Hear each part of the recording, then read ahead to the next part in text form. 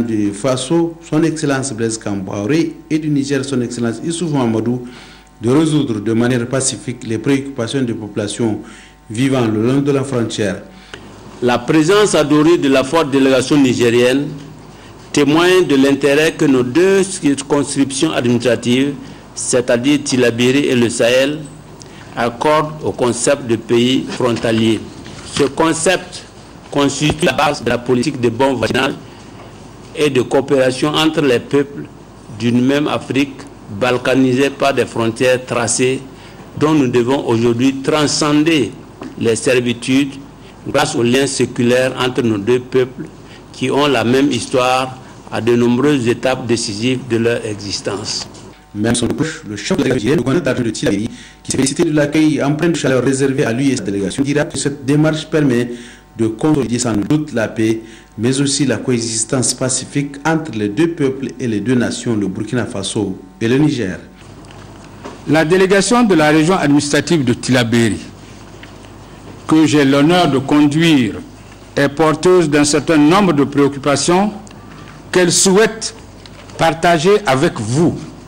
Soyez rassurés, Monsieur le gouverneur, quant à la disponibilité et la détermination des autorités régionales et locales de la région administrative Tillabéri à œuvrer avec sincérité dans ce sens.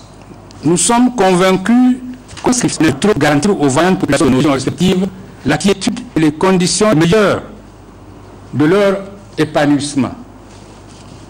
C'est pourquoi notre vœu est de voir la présente rencontre d'échange et de concertation aborder tous les problèmes sans tabou dans un esprit fraternel et aboutir à des solutions partagées et consensuelles. Auparavant, le maire de Dori, dans ce mot de béni, à l'endroit de la délégation nigérienne, n'a pas manqué celle d'activité une rencontre qui constitue à ce niveau un facteur d'intégration, de brassage et de dynamisation de la coopération transfrontalière. La commune de Dori a rappelé le maire Diallo entretient des bonnes relations de coopération et d'échange avec celle de Terra depuis plusieurs années. Une coopération fructueuse à la grande satisfaction des deux collectivités. Et enfin, que quelques années après de la rencontre des deux gouverneurs, le colonel-major Bourema Yougo, gouverneur de la région du Sahel au Burkina Faso, et le général Issoufou Mahamadou Maïga, gouverneur de la région de Tillabéri, ont rencontré le collège du Sahel constitué de 3 confessions religieuses, notamment des catholiques, des protestants et des musulmans, ainsi que de notabilités. Au cours de l'échange, il a été porté à la connaissance du Collège des sages de la rencontre de concertation et d'échange entre les deux régions, celle du Sahel au Burkina Faso et de Tillabéri au Niger, et des résultats attendus. Après avoir salué tous les efforts des deux chefs d'État, à savoir son Excellence Blaise Compaoré du Burkina Faso et son Excellence Issoufou Mahamadou du Niger, à renforcer les relations fraternelles et cordiales qui ont toujours existé entre les deux peuples. Ensemble, ils ont prié pour la paix et le bonheur pour les peuples de ces deux pays. Le procureur près la cour d'appel de Zender, Malam Enoussa Adamou, a animé ce matin de presse relatif à l'affaire dite Maître Lerouana. Je vous propose de suivre un extrait avant de le retrouver en partie magazine de ce journal. Donc, qu'est-ce qui s'est passé sur les 350 millions?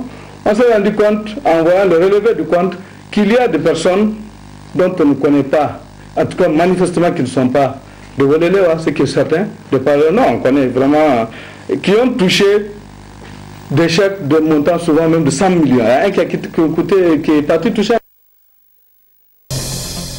Au Mali, les bureaux de vote ont fermé. La présidentielle s'est déroulée dans le calme, selon les observateurs. Le point dans cette édition avec notre envoyé spécial à Bamako, Sylvie Touré. Kwadio Kwame pour les précisions. Ramadan Gbeke 2013 du partage et de la fraternité. On va sortir de prison. Mais s'il arrivait que la chambre d'accusation infirmait l'ordonnance du juge d'instruction, ça veut dire que la chambre a désavoué le juge d'instruction et par conséquent, le n'a pas continué à garder prison jusqu'à ce qu'il en soit autrement décidé, comme on le dit. Et voilà en fait le problème. Il n'y a eu à aucun moment, ça je vous l'assure, il n'y a eu à aucun moment une instruction quelconque qui est venu d'ailleurs qui nous dise ou bien de refuser, ou bien de faire appel contre la décision d'instruction. Aucune instruction, ça je vous l'assure.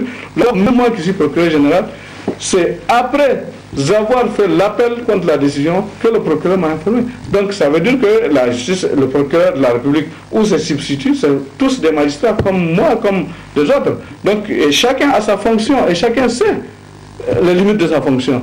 Donc le procureur, c'est son devoir de faire appel, parce que c'est son devoir et c'est son droit. Donc il a fait appel, et c'est après coup que même moi, procureur général, j'ai su qu'il y a eu appel et j'ai félicité le procureur pour avoir fait appel de la décision. Donc il n'y a pas eu, comme les gens ont laissé croire, qu'il y a le garde de sceaux, qu'il y a ceci-là, qu'il y a des personnalités de Niamey, des trucs de Niamey. Non, ça, je vous l'assure que c'est totalement faux. Je n'ai à aucun moment reçu une instruction, moi en tant que procureur général, du ministre de la Justice pour dire de nous opposer. Non, non, s'agissant de cette affaire de Luana, je n'ai jamais eu un coup de fil du ministre de la Justice, a fortiori le procureur de la République qui est sous ma copie, si je peux le dire ainsi. Voilà en fait ce que je peux vous dire par rapport à cette affaire de Luana. Et je ne sais pas s'il y a des questions par rapport à ça.